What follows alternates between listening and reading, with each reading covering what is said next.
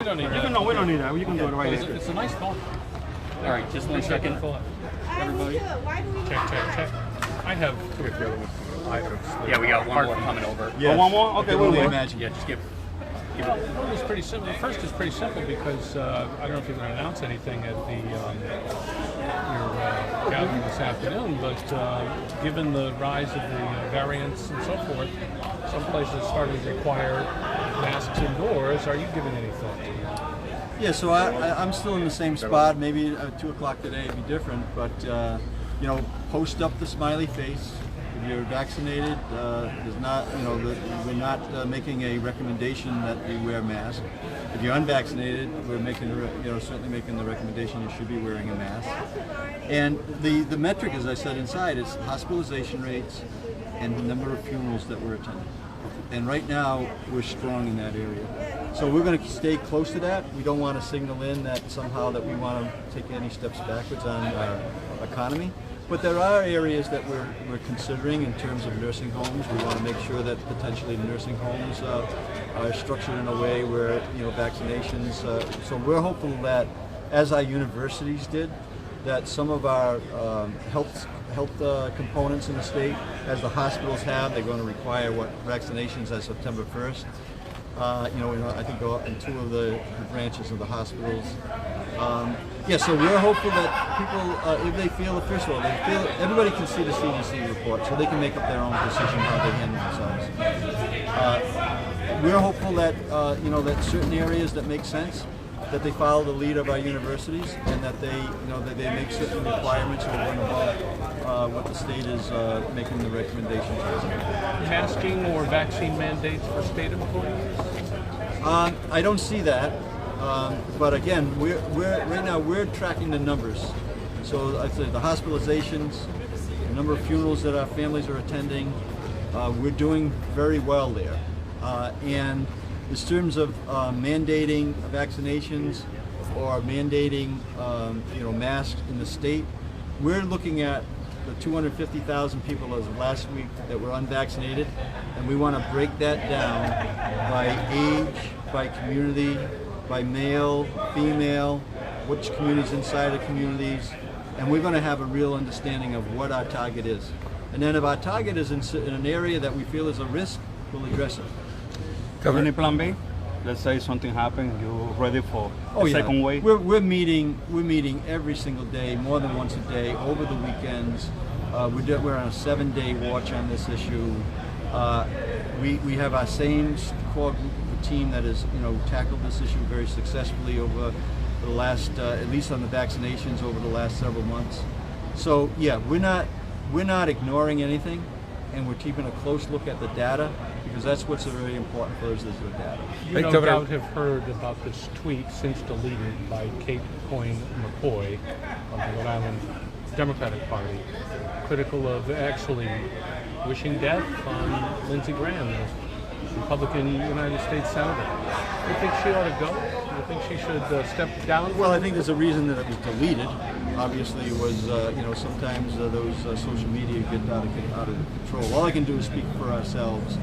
We're not indicting anybody that's not vaccinated. We're just informing people that they're at high risk right now, and they should do something about it. It also impacts the facts are the facts, right? So that if unvaccinated are driving the contagious nature of this variant, the Delta variant, because that's who's most susceptible, then there is potentially an impact on our reopening our economy. That's we're leading the Northeast. There is a potential impact on reopening our schools, which is a priority. So they have to take some level of personal responsibility in terms of, you know, their actions in relationship to the overall community. You're talking about Lindsey Graham. Well, I'm not. I'm certainly. Let's just take this back to the political aspect Yes. here. You are a leader of the Democratic Party in the state. What about Ms. Coyne McCoy? Should she resign? Yeah, I don't know enough background on that. I just was kind of briefed on that very, very quickly when I came here. My position is that our project right now in the state of Rhode Island is to get as many people vaccinated as possible, but we got to identify who they are and understand. And then you'll hear me today that says that they have to take a certain personal responsibility for their health and their family's health. But they also are a reflection in terms of how strong we're going to make this economic recovery and how strong are the schools going to reopen. But the question is, Yes. she wished the death of a senator of the United States. All right, Ray, you already answered that. No. Yeah, no, We want a clear answer to that because it made national news. We in the national spotlight. Is she supposed to resign or something can happen? Yeah, so like I said, I don't have enough details on it to determine the context of it. It doesn't sound good. Governor, last Tuesday we spoke about the challenges Rhode Island housing was facing disseminating the windfall that we gotten from the federal government. And this is happening in states around the nation. Were you surprised that the federal government allowed the ban on evictions to lapse? Did that catch the administration by surprise?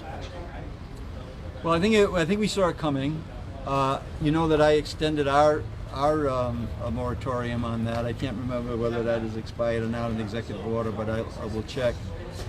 But at the same point in time, we need to make sure that we're in every network we can to let these people know who are renting, that might be in a case of eviction, that they don't need to get evicted.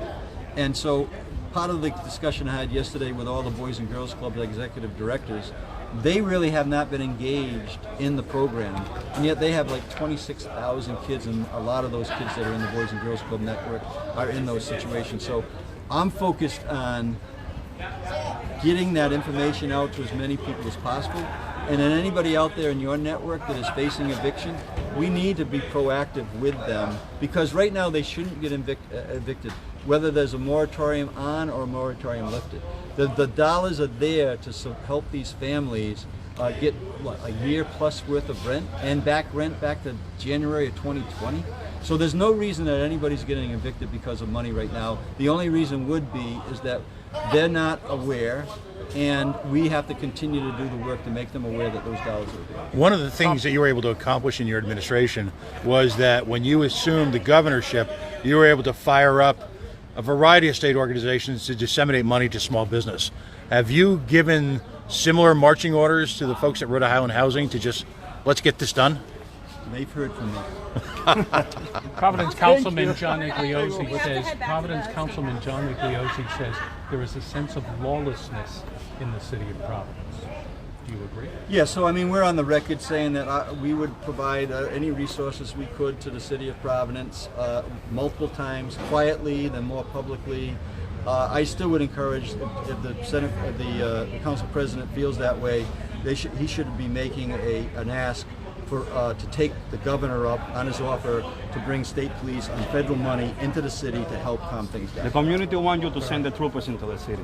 That's what people are asking. Send it in. Don't ask the mayor. Don't ask anybody. You're the governor. We need to bring peace into the city of Providence. A lot of violence over there. It is, but you don't want it. This is not martial order. We're not going to do that. We're going to work with our local municipalities. We're going to offer the help that we can provide. The municipalities can step up, but council presidents, members of elected officials, reps, senators, and not all around the state of Rhode Island, if they feel as though the state can be helpful in terms of public safety, they should let us know, and we will make the offer of what we can actually do and not do.